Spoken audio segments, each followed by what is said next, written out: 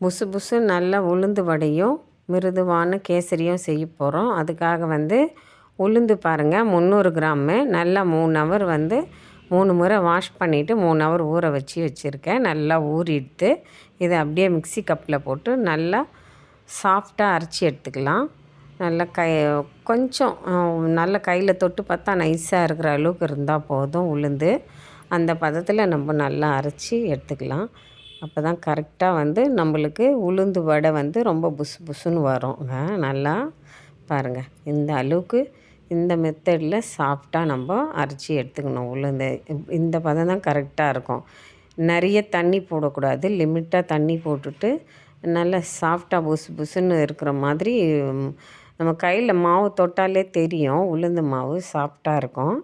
அந்த மாதிரி நம்ம அரைச்சி எடுத்துக்கலாம். அப்போ தான் கரெக்டாக இருக்கும். நம்ம நல்லா எல்லாம் போட்டு மசாலாம் போட்டு நல்லா பசந்து தட்டி போடுறச்ச வடை நல்லா புசு புசுன்னு வருங்க. இந்த மெத்தடில் அரைச்சிக்கலாம்.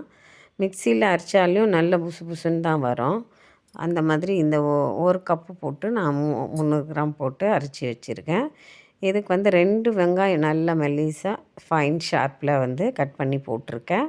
கொஞ்சம் கொத்தமல்லி கருவேப்பிலை பொடியாக நறுக்கி போட்டிருக்கேன்.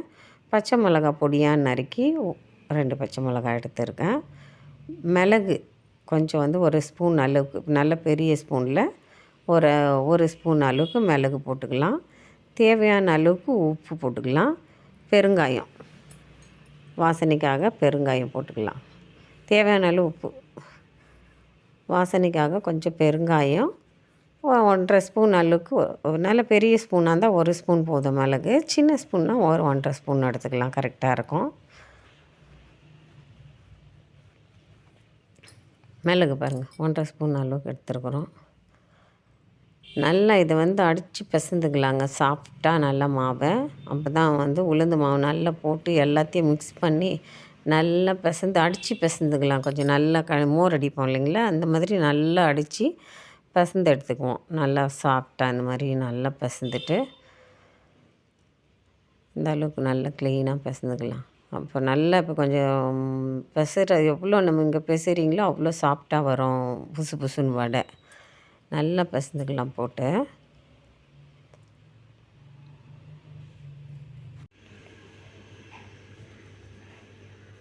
நான் 2 கப்பு ரவை எடுத்திருக்கேன். அதனால் இது 5 கப்பு தண்ணி வச்சுருக்காங்க. 2.5 கப்பு ஒரு கப்புக்கு 2.5 கப்பு தண்ணி வச்சுருக்கேன். இதுதான் கரெக்டாக இருக்கும். கொஞ்சம் நமக்கு மிருதுவாக சாஃப்டாக வரணும் இல்லைங்களா, அதனால் 2.5 கப்பு தண்ணி வச்சுருக்கேன். 2 கப்பு ரவை எடுத்திருக்கேன். ஃபுட் கலர் ஒரு பிஞ்ச் அளவுக்கு எடுத்து கொஞ்சம் டம்ளரில் போட்டு தண்ணி போட்டு கலக்கி போட்டிருக்காங்க. இப்போ ரவை நல்ல ஒரு 300 கிராம் ரவை எடுத்து போட்டு நல்லா மீடியம் ஃப்ளேவர் இப்போ இது வச்சு சிம்மில் வச்சு நல்லா வறுத்து எடுத்துக்கலாம். ரொம்ப கலராக வறுக்க வேண்டாம், மீடியமாக இருந்தால் போதும். அந்த அளவுக்கு வறுத்து எடுத்துக்கிட்டு நல்லா தண்ணி ஒரு பாத்திரத்தில் கொதிச்சிட்ருக்கு. இப்போ ரவையை நல்லா நைஸாக வறுத்து அந்த தண்ணியில் கொஞ்சம் கொஞ்சமாக ரவையை போட்டு கிளறிடலாங்க. அப்போ கொஞ்சம் நல்லா வெந்துட்டுருக்கோம் பாருங்கள். எல்லாத்தையும் போட்டு நல்லா கிளறி விட்டுட்டேன். இப்போ இது நல்லா வெந்துட்டுருக்கிறச்ச நம்ம முந்திரி திராட்சை எடுத்து நெய்யில் நல்லா வறுத்து எடுத்துக்கலாம். இது நல்லா வேகணுங்க. நல்லா ரவை கொஞ்சம் இதுவாக இருக்கிறதுனால கொஞ்சம் மீடியம் சிம்மில் பாதி சிம்மில் போட்டுடலாம். ரவை கொட்டி கொஞ்சம் வெந்த பிறகு அப்போ மெல்ல வேகும், அடி பிடிக்காமல் இருக்கும், கரெக்டாக இருக்கும். இந்த அளவுக்கு பொறுமையாக கிளறி விட்டுட்டே இருப்போம் பாருங்கள். இந்த அளவுக்கு பாருங்கள் ரவை இருக்குது, இப்படி இருக்குது. இது கொஞ்சம் நல்லா வெந்தால் சாஃப்டாக மிருதுவாகிடும். அதனால் கொஞ்சம் நல்லா சிம்மில் போட்டு நல்லா வேக விடலாம். ஏலக்காய் ஒரு 5 எடுத்து தட்டி அதில் போட்டு வச்சுடுவோம்.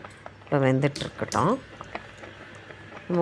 அதுக்குள்ளே இது ஏலக்காய் போட்டு கொஞ்சம் நேரம் இது வேக விட்டுட்டு அடுப்பில் சிம்மில் போட்டுட்டு நம்ம முந்திரி திராட்சை வறுத்து எடுத்துக்கலாம்.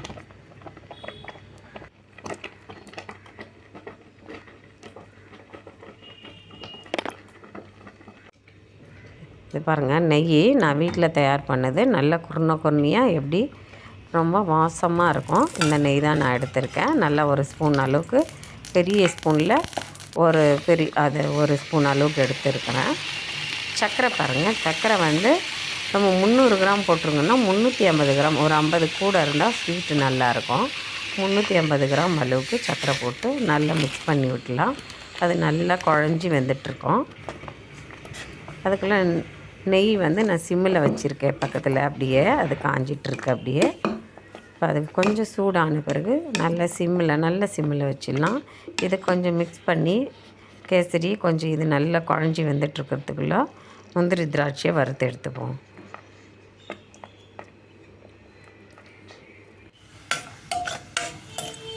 பாருங்கள், நம்ம சிம்மில் வச்சுருக்கிறதுனால கரெக்டாக வந்து ப்ரௌன் கலராக, கொஞ்சம் ரொம்ப டார்க் கலர் தீய விட வேண்டாம், நல்லா கொஞ்சம் ப்ரௌனாக வறுத்து அப்படியே எடுத்து கேசரியில் போட்டுடலாம். எண்ணெய் நெய் நல்ல வாசனையோட அப்படியே கம்மன்னு எடுத்து அப்படியே வந்து கடாயில் வறுத்து எடுத்து முந்திரியை அப்படியே நம்ம வெந்துட்டுருக்கிற மிருதுவான கேசரியில் எடுத்து முந்திரி திராட்சை போட்டுவிடுவோம்.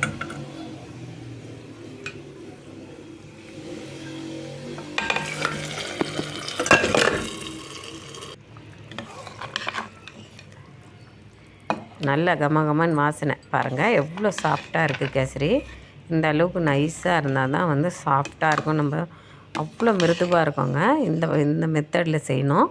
தண்ணி வந்து ஒரு அரை கப்பு கூட வைக்கணும்.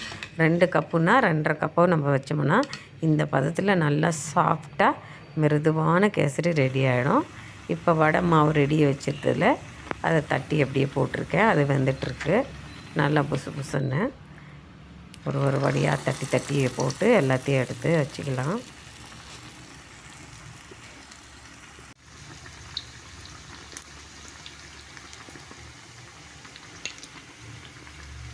கட் பண்ணிட்டு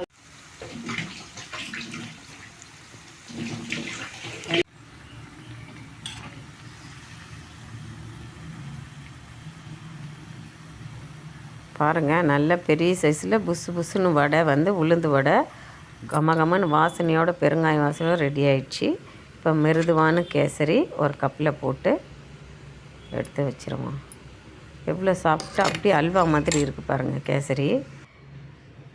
வாங்க, இன்றைக்கி வந்து நியூ இயருக்கு பூஜைக்காக உளுந்து வடை புசுன்னு நல்லா உளுந்து வடையும் மிருதுவான கேசரி ரெடி எடுத்து வச்சாச்சு. பூஜை ரெடி ஆகிடுது. சாப்பிட்டா மிருதுவாக டேஸ்டான ஸ்வீட் ஒன்று காரம் ஒன்று ரெடி பண்ணிட்டோம். இந்த வீடியோ பிடிச்சிருந்தா லைக் பண்ணுங்கள், ஷேர் பண்ணுங்கள். விசேஷம் வெள்ளூர் வீலாக் சேனலுக்கு சப்ஸ்கிரைப் பண்ணுங்கள். மறக்காமல் பெல் ஐக்கானை கிளிக் பண்ணுங்கள்.